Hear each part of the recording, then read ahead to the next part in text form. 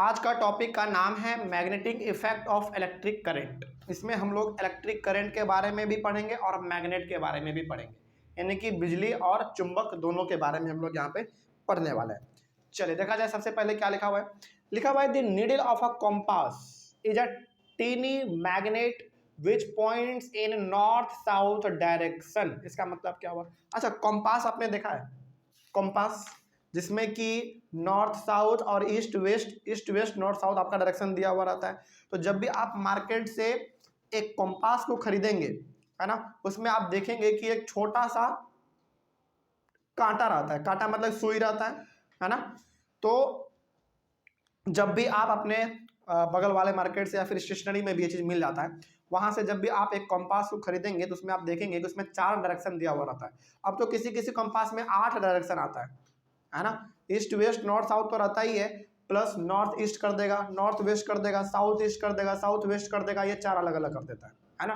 तो कंपास में basically 4 direction होते हैं और उसमें एक सुई रहता है, और वो सुई हमारा हमेशा नॉर्थ साउथ की तरफ ही दिया हुआ रहता है ना, यानी कि ऊपर नीचे की तरफ वो किया हुआ रहता है।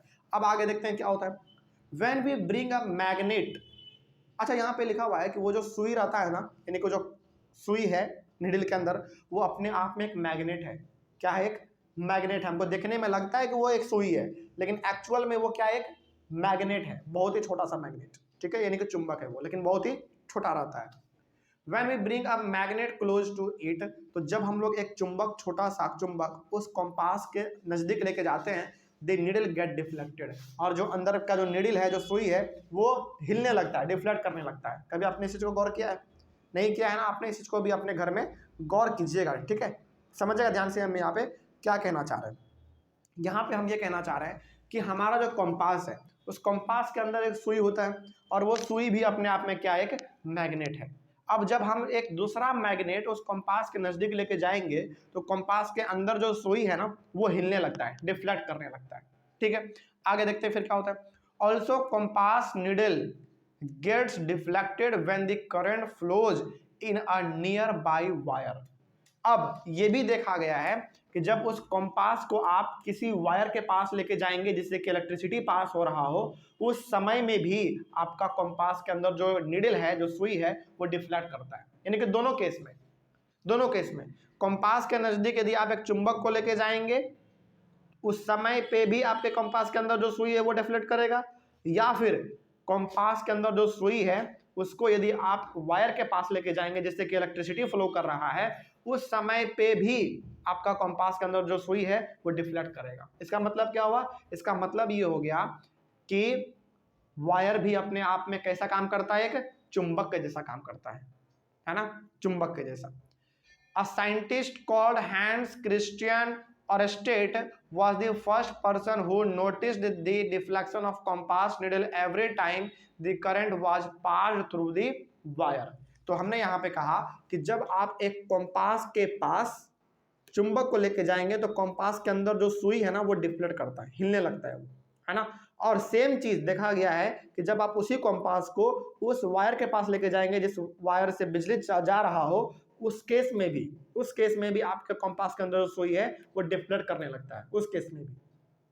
तो ये चीज हमको किसने बताया? हमको ये बताया एक बहुत बड़े साइंटिस्ट हैंस क्रिश्चियन ऑरेस्टेड जी ने, है ना। उसने बताया कि भाई आप चुंबक को या फिर वायर को लेके जाओ कंपास के पास, दोनों केस में आपके कंपास के अंदर जो नीडल है, जो सुई है, वो डिफ्लेक्ट करेगा, ठीक है। आगे क्या बताना चाहते थे वो? So when electric current passes through a wire it behaves like a magnet. तो बिल्कुल साफ लिख दिया इसमें कि जब हम लोग एक वायर्स के पास अपने कंपास को लेके जाते हैं तो उस कंपास के अंदर जो नीडल है, जो सुई है, वो डिफ्लेक्ट करता है। इसका मतलब ये हो गया कि वायर भी अपने आप में एक चुंबक के जैसा काम कर रहा है, चुंबक के जैसा काम कर रहा है, यानी कि वो नीडल है, ठीक है। कोई डाउट अब इसमें? चलिए आगे बढ़ते हैं। उसके बाद लिखा हुआ this is the magnetic effect of the electric current, और इसी चीज को हम लोग कहते हैं magnetic effect of the electric current. बात समझ में आ गया? कोई डाउट अब इसमें?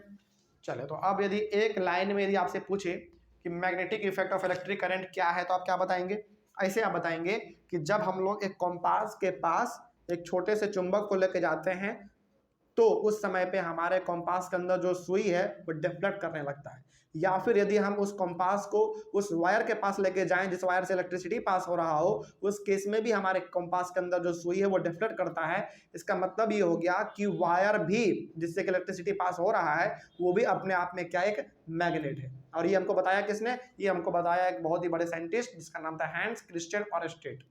ठीक है, चलिए यही चीज हमारा यहाँ पे कंप्लीट होता है। अगले वाले क्लास में हम लोग डिस्कस करेंगे इलेक्ट्रोमैग्नेट के बारे में। ठीक है, चलिए थैंक यू वेरी मच।